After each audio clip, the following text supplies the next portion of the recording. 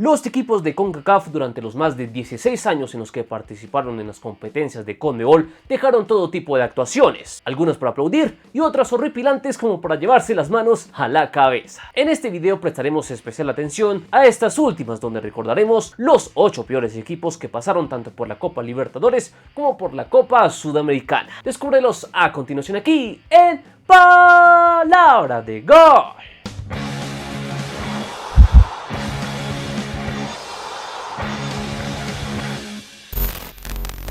Como siempre empezamos por lo menos peor, y en este caso acá hay que mencionar al Club León, que no fue que brutos el mejor equipo de la historia de la Copa Libertadores, pero tampoco todo fue desastroso durante su pasantía por las competencias de CONMEBOL, aunque eso sí, tuvo un estreno nada destacable en 2013 donde no pudo avanzar de la fase previa, luego de empatar en 2 ocasiones a 1 con Deportes Iquique de Chile, lo que llevó a definir todo en la tanda de penales, y allí la Fiera dijo adiós a la Copa Libertadores tras caer por 4-2. Sin embargo, León tendría algo de revancha al año siguiente, donde entró de forma directa a la fase de grupos y allí competiría de forma digna superando a Flamengo y a Emelec. Pero Bolívar fue su bestia negra, no solo porque le quitó el liderato del grupo, sino también porque luego la Academia Celeste sería la encargada de eliminar a León en los octavos de final, en una llave muy igualada que se definió por gol visitante. ¡Jódeme! Por lo que en el balance general la Fiera acumuló 14 puntos y una diferencia de gol de +3 en la Copa Libertadores, los números más decentes que veremos en este conteo. Vamos con otro equipo mexicano que fue de lo más flojito que se vio en la Libertadores. En este caso hay que repasar lo hecho por el hoy extinto San Luis Fútbol Club, equipo que participó en 3 ediciones de la Copa, comenzando por la del 2009, donde alcanzó a clasificar como segundo de grupo tras cosechar 8 puntos. Pero debido al brote de gripe AH1N1, los equipos mexicanos no pudieron seguir compitiendo en aquella Libertadores, por lo que fueron compensados accediendo directamente a los octavos de final al año siguiente. Pero allí, los tuneros cayeron de forma clamorosa ante Estudiantes de La Plata, con un global de 4-1. Finalmente San Luis luego participaría en la edición 2011, donde tampoco los potosinos lograron brillar, y de hecho acabaron últimos de su grupo con apenas 5 unidades, lo que terminó de redondear un pobre balance para los auriazules, que al final acabaron con 13 puntos y un balance de gol de -6 en los 14 partidos de Copa Libertadores que disputó este club que ya pasó a mejor vida. Entonces fue cuando tuve la brillante idea de fingir mi muerte. Vamos con un caso más perdido en el tiempo, como en la fugaz aventura del DC United de la MLS por la Copa Sudamericana, una peculiaridad que se dio en 2 ediciones de este torneo, en la 2005 y en la 2007. En la primera, el DCU entró de forma directa a los octavos de final y allí se las vio con la Católica de Chile, en una llamativa eliminatoria que acabó 1-1 en Washington, mientras que en Santiago el triunfo sería de los chilenos por 3-2. Oh shit, here we go again.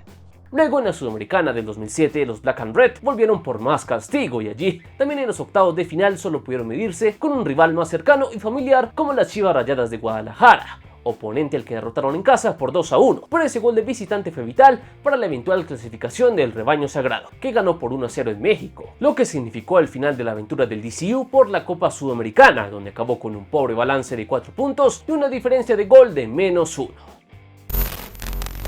Vamos ahora con otro caso llamativo como el del Atlante, que fue uno de los primeros que dio cátedra de cómo dar pena en la fase previa de la Libertadores. En el caso particular de los Potros, su fracaso llegó en la antigua pre-Libertadores, aquella liguilla donde los equipos venezolanos y mexicanos se disputaban los últimos 2 cupos a la Copa, por lo que en la pre-Libertadores del 2001, el Atlante fue el peor de todos, luego de perder 5 partidos ante Deportivo Táchira, Deportivo Italchacao y Cruz Azul. Llamativamente, el encuentro de visitante ante la máquina cementera sería el único en el que los azulgranas lograrían vencer, por lo que su balance total en su fugaz paso por la Libertadores fue de apenas 3 puntos y una diferencia de gol de -5. Esos bastardos me mintieron.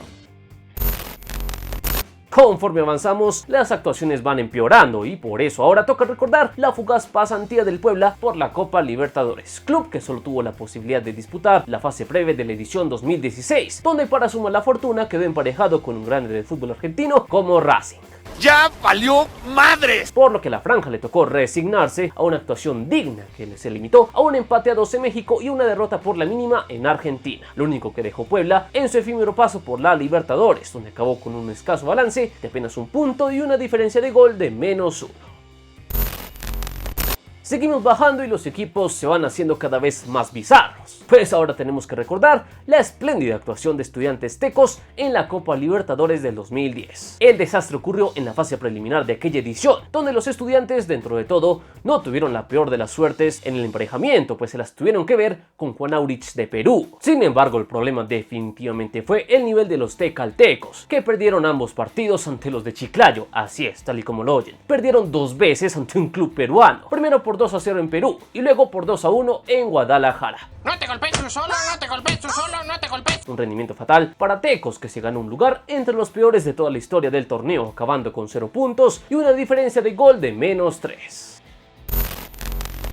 Nos acercamos a lo peor de lo peor que dejó CONCACAF en las competencias de CONMEBOL y ahora tenemos que recordar lo que fue la única experiencia de un equipo hondureño en el fútbol sudamericano de clubes. El afortunado, o mejor desafortunado, fue el Motagua, que se ganó su cupo a la Copa Sudamericana del 2008 tras haber conquistado la Copa Interclubes de la Unión Centroamericana de Fútbol el año anterior. Pero el contraste de nivel fue aplastante, pues el Ciclón Azul se las vio con el campeón defensor de ese entonces en la primera fase, el Arsenal de Sarandí, que fue implacable con los centroamericanos, derrotándolos en casa por 4-0 y cerrando la faena con un 2-1 en Honduras. Por lo que tras el global de 6-1 la cosa fue debut y despedida para el Motagua en la Copa Sudamericana, donde acabó con un pobre balance de 0 puntos y una diferencia de gol de -5.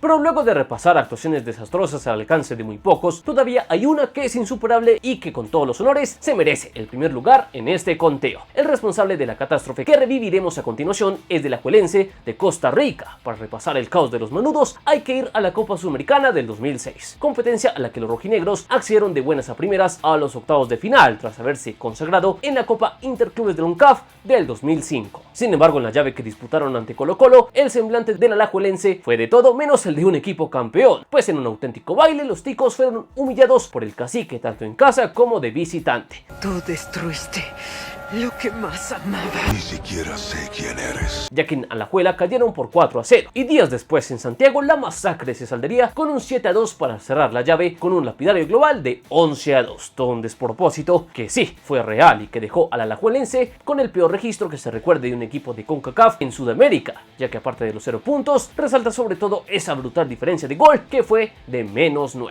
Y así terminamos este repaso por los 8 peores equipos de CONCACAF que pasaron por la Libertadores y la Sudamericana. ¿Cuál de estos episodios te pareció el peor de todos? Y en el hipotético caso de que este tipo de clubes vuelvan a jugar en Sudamérica, ¿crees que habría actuaciones similares o la cosa ha mejorado desde entonces? Te leemos en los comentarios y recuerde que aquí adoramos el balón. Estás en Palabra de Gol.